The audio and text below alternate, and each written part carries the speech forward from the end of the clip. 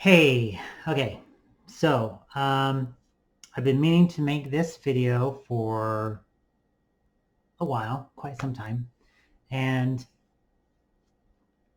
um,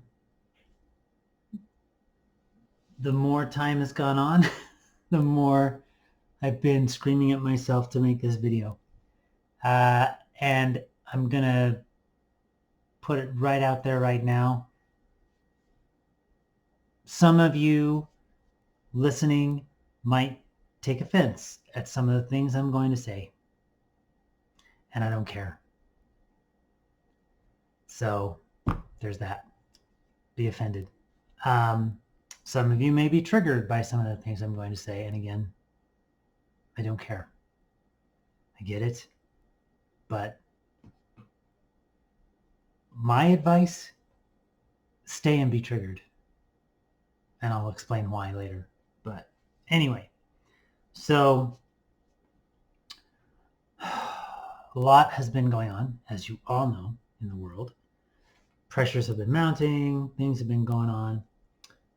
Stupid is on the rise.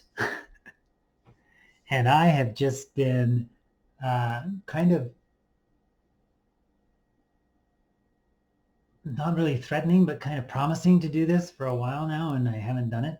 And so today I'm officially announcing that I am done with Facebook. I will be leaving Facebook over the next few days or so. What does that mean? That means that I'm turning my Facebook page into a fan page. I'm getting rid of Messenger. You will not be able to contact me through Facebook at all. You can follow my page. You can be a fan. That's it. Let me tell you why. There's a number of reasons why. First reason, and these are in no real particular order, but the first reason is it's not a social network. We need to stop calling it a social network because it's not. And what's happened is that people have come to think under that definition now that what I do on Facebook is being social. It's not. It's not. Let me read you the definition of social. The definition of social, there's four of them, but all of them have this particular word in it. You'll hear it. Relating to, devoted to, or characterized, this is social, characterized by friendly companionship or relations. 2, seeking or enjoying the companionship of others, friendly, sociable, gregarious. 3, of relating to, connected with, or suited to polite or fashionable society. That's kind of a throwaway. But 4, living or disposed to live in companionship with others or in a community rather than in isolation. Rather than in isolation.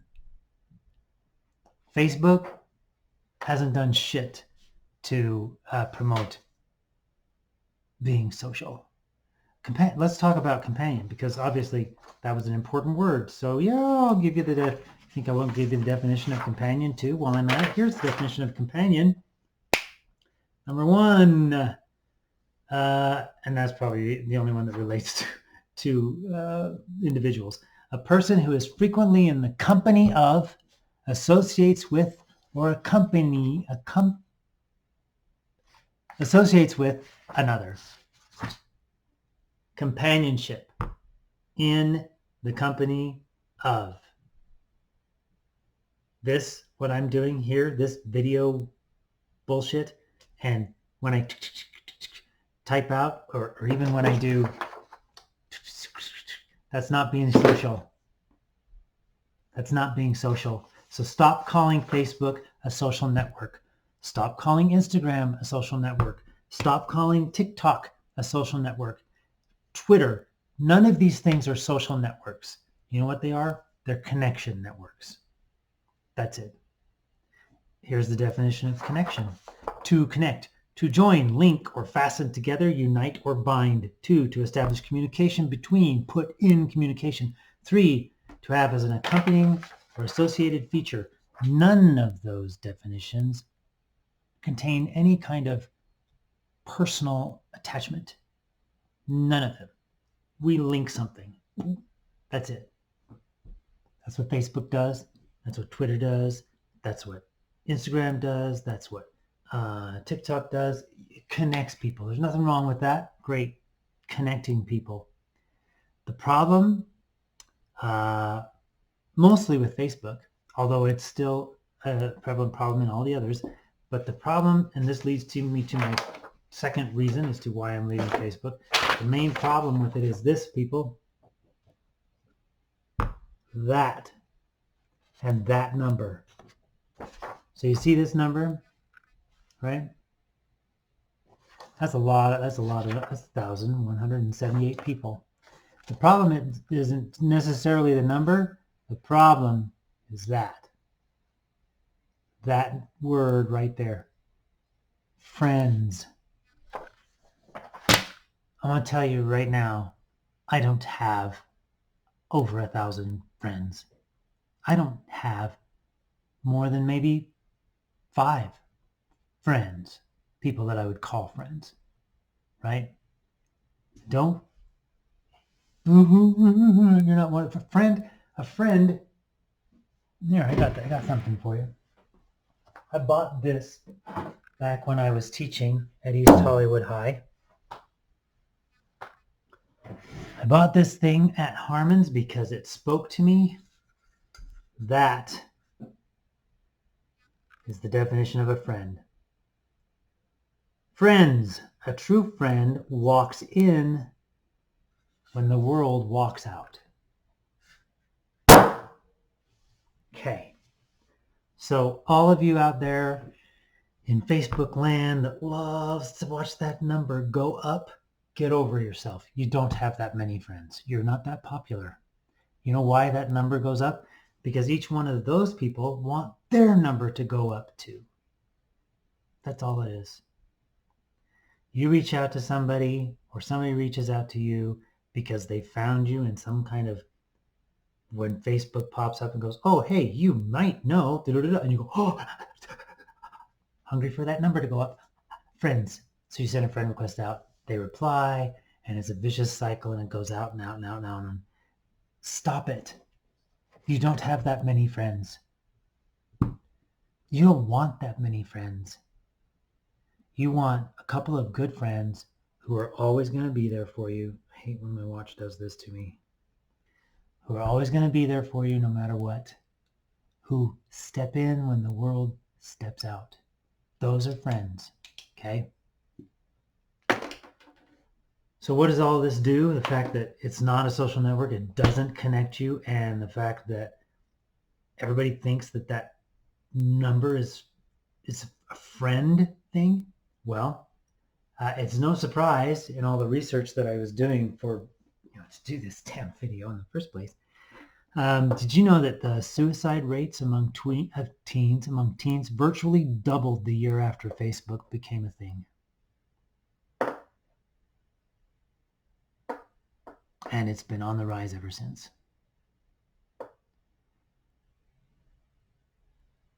Kids are beginning to think, and they're not alone because adults think it too.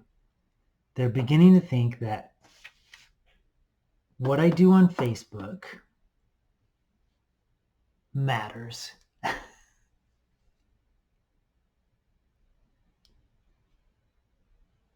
It doesn't.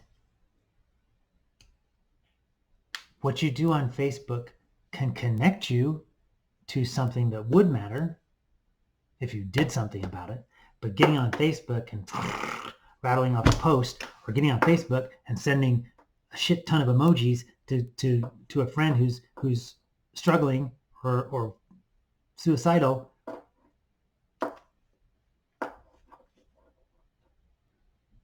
doesn't do squat. So stop it. Stop being stupid.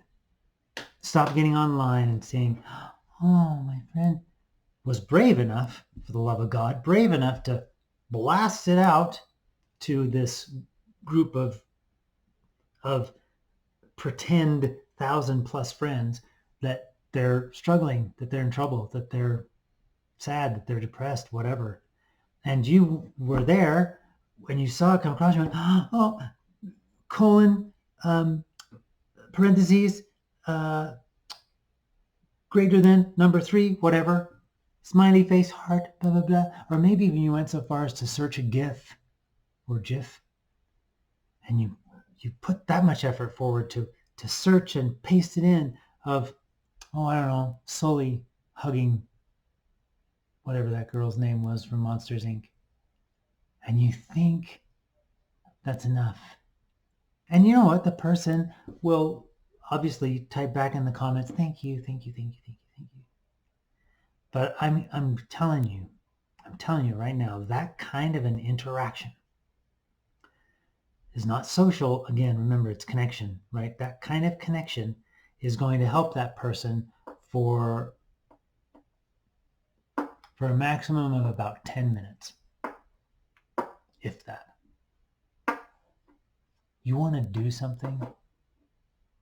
You want to make a difference? Take this out of your fucking pocket.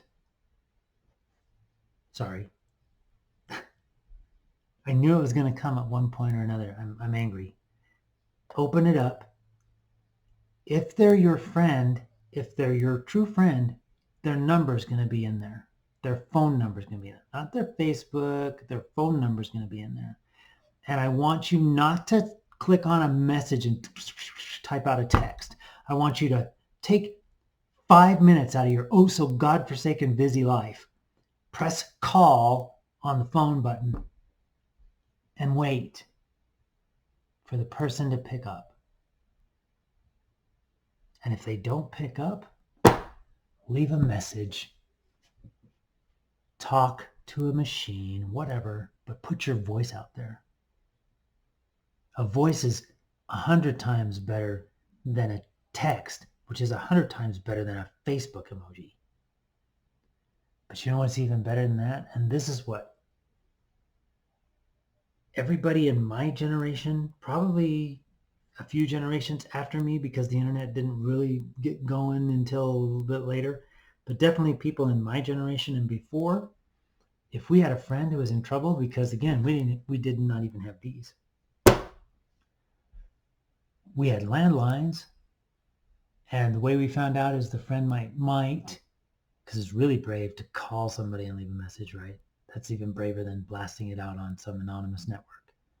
So you call their friend, and you might even not even tell them that you're suffering. You might go, hey, just thought I'd see how you're doing, and just wanted to chat for a while.